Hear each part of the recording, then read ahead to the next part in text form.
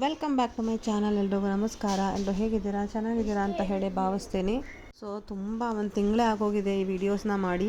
So backup ತೆಗಿತಾ ಇದ್ದೆ. So upload ಮಾಡಿಬಿಡೋಣ ಯೂಟ್ಯೂಬ್ಗೆ ಅಂತ ಹೇಳಿ ಅಪ್ಲೋಡ್ ಮಾಡ್ತಾ ಇದ್ದೀನಿ. ನನ್ನ ಮಗನಿಗೆ ಸ್ವಲ್ಪ ಅಲ್ಲೂ ಹುಳುಕಾಗ್ಬಿಟ್ಟಿತ್ತು. ಎಷ್ಟು ಚಾಕ್ಲೇಟ್ ತಿಂತಾನೆ ಅಂದರೆ ಕೇಳೋದೇ ಇಲ್ಲ. ಈ ನಡುವೆ ಅಂತ ನಮ್ಮ ಅಪ್ಪ ಅಮ್ಮ ಬಂದರೂ ಚಾಕ್ಲೇಟ್ ಕೊಡಿಸ್ಬಿಡ್ತಾರೆ.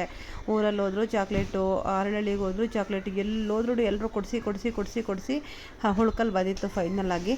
ಅದನ್ನು ಹೋಗಿ ಸ್ವಲ್ಪ ಹೋಲ್ ಮಾಡಿ ಅದಕ್ಕೆಲ್ಲ ವೈಟ್ ಸಿಮೆಂಟ್ ಫಿಲ್ ಮಾಡಿಸ್ಕೊಂಬಂದಿದ್ದೀವಿ. ಮೇಲ್ಗಡೆ ಒಂದು ಕ್ಯಾಪ್ ಹಾಕಿದ್ರೆ ಒಳ್ಳೆಯದು ಅಂತ ಹೇಳ್ತಾ ಇದ್ದಾರೆ ಪರ್ಮನೆಂಟ್ ಆಗಿ. ಯಾಕೆಂದರೆ 13 ವರ್ಷ ಆಗೋವರೆಗೂ ಆ ಹಲ್ಲು, ಆ ದವಡೆಲಿರೋ ಹಲ್ಲು ಬೀಳಲ್ವಂತೆ. ಸೊ ಹಾಗಾಗಿ ಮತ್ತೆ ಓಪನ್ ಆಗೋದು ಅದೆಲ್ಲ ಬೇಡ, ಒಂದು ಕ್ಯಾಪ್ ಹಾಕಿಸ್ಕೊಳ್ಳಿ ಅಂತ ಹೇಳಿದ್ದಾರೆ.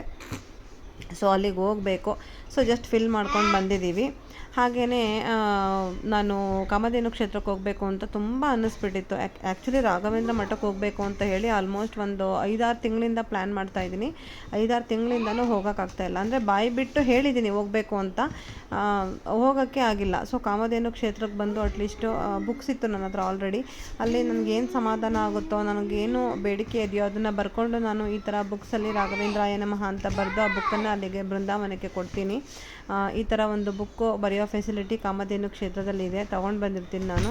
ಸೊ ಹಾಗಾಗಿ ಬರೆದುಕೊಡೋಣ ಅಂತ ಹೇಳಿ ಬಂದೆ. ಇದನ್ನು ಬರಿಬೇಕಾದ್ರೆ ನಾನು ನನ್ನ ಹಸ್ಬೆಂಡ್ ಇಬ್ಬರು ಜಗಳ ಆಡ್ಕೊಂಡ್ಬಿಟ್ಟಿದ್ವಿ. ಅದಕ್ಕೆ ನಾನು ಅವ್ರ ಜೊತೆ ಕರ್ಕೊಂಡು ಹೋಗ್ದಿರಾ ನಾನು ಒಬ್ಬಳೇ ಹೋಗ್ತೀನಿ ಅಂತ ಹೇಳ್ಕೊಂಡು ಆಲ್ಮೋಸ್ಟ್ 1.5 ಅವರ್ ಜರ್ನಿ ಆಗುತ್ತೆ ನಮ್ಮ ಮನೆಯಿಂದ. ಇದು ಗಾಡಿ ಓಡಿಸ್ಕೊಂಡೇ ಹೋಗಿದ್ದೀನಿ. ಹೋಗಿ ಏನೇನಿದೆ ಕೋರಿಕೆ ಎಲ್ಲ ಬರ್ಕೊಂಡು ಎಲ್ಲ ಬರೆದು ಆ ಬುಕ್ಕನ್ನು ಕೊಟ್ಟು ಎಲ್ಲ ಕೇಳ್ಕೊಂಡು ಬಂದೆ ನಾನು.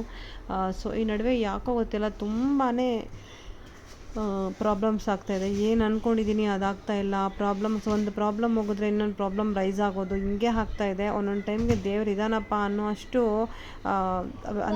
ನನಗೆ ಯಾವಾಗಲೂ ನಾನು ಹೇಳಬೇಡ, ನಮ್ಗೆ ಏನಾಗಬೇಕೋ ಅದಾಗುತ್ತೆ, ಒಳ್ಳೇದಾಗುತ್ತೆ ಅಂತ ತುಂಬ ಪಾಸಿಟಿವ್ ವೈಬ್ಸ್ನ ಬೇರೆಯವ್ರಿಗೆ ಕೊಡ್ತಾ ಇದ್ದವಳು ನಾನು.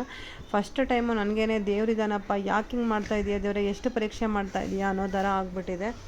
ಗೊತ್ತಿಲ್ಲ ಏನೋ ಒಂದಾದ್ಮೇಲೆ ಒಂದು ಯಾವ ಕಡೆಯೂ ನೆಮ್ಮದಿ ಇಲ್ಲ ಅನ್ನೋ ಥರ ಒಂದ್ರ ನಂತರ ಒಂದು ಕಂಟಿನ್ಯೂಸ್ ಆಗಿ ಪ್ರಾಬ್ಲಮ್ ಬರ್ತಾನೆ ಇತ್ತು.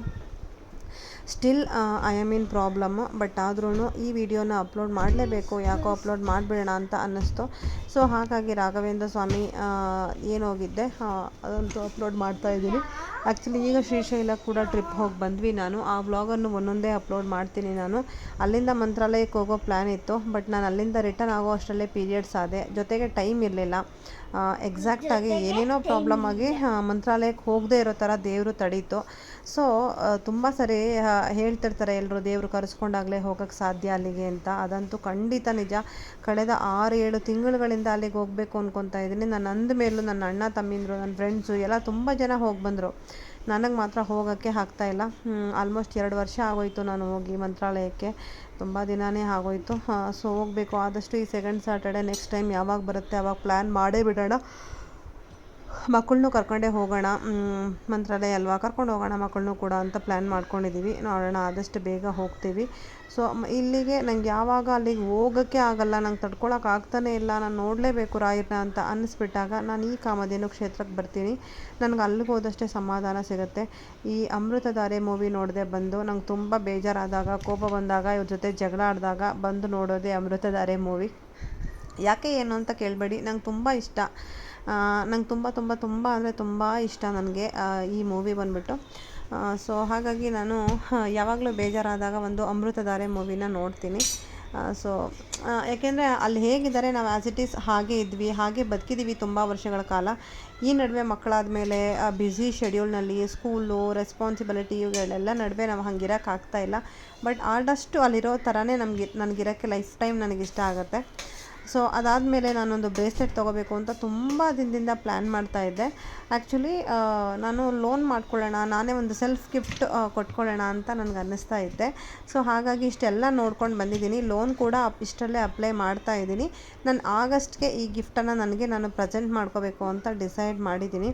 ಸೊ ಹಾಗೆ ಬೇರೆ ಒಡವೆಗಳು ಕೂಡ ಇತ್ತು, ನಾರ್ಮಲ್ ಬ್ರೇಸ್ಲೆಟ್ಗಳಿತ್ತು, ಎಲ್ಲ ಕೂಡ ಸುಮ್ಮನೆ ಒಂದು ವಿಡಿಯೋ ಮಾಡ್ಕೊಂಡಿದ್ದೆ, ಅದನ್ನೇ ಅಪ್ಲೋಡ್ ಮಾಡ್ತಾ ಇದ್ದೀನಿ ಅಷ್ಟೇ. ಇದೆಲ್ಲ ಸ್ಕೂಲ್ ಇರುವಾಗ, ಈಗ ಆಲ್ರೆಡಿ ಸ್ಕೂಲ್ ರಜಾ ಕೊಟ್ಟಿದ್ದಾರೆ. ಸ್ಕೂಲ್ ಇರುವಾಗ ನಮ್ಮ ಡೆಮೋ ಕ್ಲಾಸಸ್ ಇತ್ತು, ಆವಾಗ ತೆಗೆದಿರುವಂತಹ ವೀಡಿಯೋಸ್ ಆವಾಗಲೇ ಇದೆಲ್ಲ ನಡೆದು ಆಲ್ಮೋಸ್ಟ್ 1 ಮಂತ್ ಆಗಿದೆ. ನಾನು ಇವಾಗ ಅಪ್ಲೋಡ್ ಮಾಡ್ತಾ ಇದ್ದೀನಿ ಅಷ್ಟೇ. ಸೊ ನನ್ನ ಫ್ರೆಂಡ್ ಮನೆಗೆ ಬಂದಿದ್ದರು. Last week of the schools ಇರುತ್ತೆ ನೋಡಿ, ಮಕ್ಕಳೆಲ್ಲ ಎಕ್ಸಾಮ್ ಆಗಿ ರಜಾ ಕೊಟ್ಬಿಟ್ಟಿದ್ರು ಆಲ್ರೆಡಿ. ನಾವು ಮಾತ್ರ ಸ್ಕೂಲ್ಗೆ ಇನ್ನೂ ಹೋಗ್ತಾ ಇದ್ವಿ. ಸೊ ಆ ಟೈಮ್ನಲ್ಲಿ ನಾವು ಈ ಒಂದು ವಿಡಿಯೋನ ಮಾಡಿರೋದು. ಮನೆಗೆ ಡೈಲಿ ಒಬ್ಬೊಬ್ಬರು ಮನೆಗೆ ಹೋಗೋಣ ಅಂತ ಹೇಳಿ ಪ್ಲ್ಯಾನ್ ಮಾಡಿದ್ವಿ. ಹಾಗೆ ನನ್ನ ಸಿಸ್ಟರ್ಗೆ ಬೇರೆ ಸ್ಕೂಲ್ಗೆ ಜಾಯ್ನ್ ಆದರು. ಅವರು ನಮ್ಮ ಸ್ಕೂಲ್ ಬಿಟ್ಬಿಟ್ರು, ಬೇರೆ ಸ್ಕೂಲ್ ಜಾಯ್ನ್ ಆದರು. ಇವಾಗ ಬೇರೆ ಕಡೆ ಒಳ್ಳೆ ಆಫರ್ ಬಂತು ಅವ್ರಿಗೆ. ಹಾಗಾಗಿ ಸೊ ಅಲ್ಲಿಗೆ ಹೋಗ್ತಿದ್ರು. ಸೊ ಅವಳಿಗೇನಾದರೂ ಗಿಫ್ಟ್ ಕೊಡೋಣ ಅಂತ ಈ ಒಂದು ಸಿಲ್ವರ್ ರಿಂಗ್ ಕೂಡ ತೊಗೊಂಡೆ. ಯಾವ್ದು ತೊಗೊಂಡೆ ಅಂತ ನಾನು ನೆಕ್ಸ್ಟ್ ಅವಳಿಗೆ ಕೊಟ್ಟಿದ್ದೀನಲ್ಲ, ಅವಳು ಹಾಕ್ಕೊಂಡಿರೋದನ್ನ ತೆಗೆದು ತೋರಿಸ್ತೀನಿ. ಸೊ ಆ 3 ಗಿಫ್ಟಲ್ಲಿ ಒಂದು ತೊಗೊಂಡಿದ್ದೀನಿ ನಾನು ಆಲ್ರೆಡಿ ಕೊಟ್ಟು ಬಿಟ್ಟಿದ್ದೀನಿ.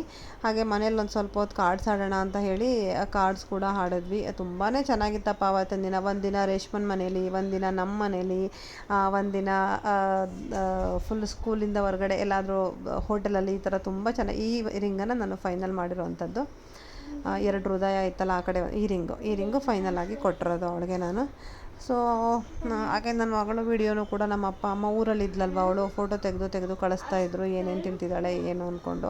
ನೋಡಿ ಈ ಥರ ಕುರುಕುರೆ, ಚಾಕ್ಲೇಟು ಎಲ್ಲ ತಿನ್ಬಿಡ್ತಾಳೆ. ಆದಷ್ಟು ಬೆಂಗಳೂರಲ್ಲಿದ್ದರೆ ಇದೆಲ್ಲ ನಾನು ಅವಾಯ್ಡ್ ಮಾಡ್ತೀನಿ. ಎಲ್ಲೋ ಡೈಲಿ ಒಂದು ಚಾಕ್ಲೇಟ್ ತೊಗೊಂಡ್ರೆ ಅದರಲ್ಲಿ ಇಬ್ಬರಿಗೂ ಅರ್ಧ ಕೊಟ್ಬಿಡ್ತೀನಿ, ಒಂದು ದಿನಕ್ಕೆ ಅಷ್ಟರಲ್ಲೇ ಮುಗಿಸ್ಬಿಡ್ತೀನಿ. ಆ ಥರ ನಾನು. ಬಟ್ ಏನು ಮಾಡೋಕ್ಕಾಗಲ್ಲ, ಊರಿಗೆ ಹೋದಾಗ ಅಜ್ಜಿ ತಾತ ಮುದ್ದು ಪ್ರೀತಿ ಹೇಳೋಕ್ಕಾಗಲ್ಲ. ಪ್ರಾಬಬಲಿ ನಾವು ವಯಸ್ಸಾದ್ಮೇಲೆ ಹಾಗೆ ಆಗ್ಬೋದು. ಸೊ ಅದನ್ನು ಸ್ವಲ್ಪ ನಾನು ಇವಾಗ ಅರ್ಥ ಮಾಡ್ಕೊತೀನಿ. ಅದಕ್ಕೆ ಹೇಳ್ತೀನಿ, ಹಂಗೂ ಜಗಳ ಆಡ್ತೀನಿ ಅಪ್ಪ ಅಮ್ಮನ ಜೊತೆ. ಬಟ್ ಆಮೇಲೆ ಅನಿಸುತ್ತೆ, ಅಯ್ಯೋ ಬಿಡು ಪಾಪ, ಅವ್ರಿಗೂ ಆಸೆ ಏನೋ 3 ದಿನ ಇರುತ್ತೆ, ಮಕ್ಕಳನ್ನ ಅಳಿಸ್ಬಾರ್ದು, ಏನು ಕೇಳಿದ್ರು ಕೊಡಿಸ್ಬೇಕು, ನಾವು ಅಜ್ಜಿ ತಾತ ಅನ್ನೋ ಒಂದು ಪ್ರೌಡ್ ಫೀಲ್ ಇರುತ್ತೆ ಅವ್ರಿಗೆ. ಅಜ್ಜಿ ತಾತ ಅಂದರೆ ಇಷ್ಟ ಇಲ್ಲ ಅಂತ ಹೇಳಿಸ್ಕೊಳ್ಳೋಕ್ಕೆ ಇಷ್ಟ ಇರಲ್ಲ ಮಕ್ಕಳ ಹತ್ರ. ಸೊ ಹಾಗಾಗಿ ಎಲ್ಲ ಕೇಳಿದ್ದು ಕೊಡಿಸ್ತಾರೆ. ಸೊ ಅದು ಒಂದು ವಿಡಿಯೋ ಇತ್ತು, ಅದನ್ನು ಕೂಡ ಅಪ್ಲೋಡ್ ಮಾಡಿದ್ದೀನಿ. ಹಾಗೆ ಇದು ಫೋರಮ್ಗೆ ಹೋಗಿದ್ವಿ. ಫೋರಮ್ ಮಾಲಲ್ಲಿ ನೋಡಿರುವಂತಹ ಬ್ರೇಸ್ಲೆಟ್ಗಳು ಅಲ್ಲೂ ಕೂಡ ಒಂದಷ್ಟು ನೋಡ್ಕೊಂಡು ಬಂದಿದ್ವಿ. ಸೊ ಎಲ್ಲ ಕಡೆ ನೋಡಿ ಪ್ಲ್ಯಾನ್ ಮಾಡಿದ್ದೀನಿ, ಲೋನ್ಗೂ ಅಪ್ಲೈ ಮಾಡಿದ್ದೀನಿ. ಆದಷ್ಟು ಬೇಗ ಯಾವ್ದು ತೊಗೊಂಡೆ ಅಂತ ನಾನು ವಿಡಿಯೋದಲ್ಲಿ ಅಪ್ಲೋಡ್ ಮಾಡ್ತೀನಿ.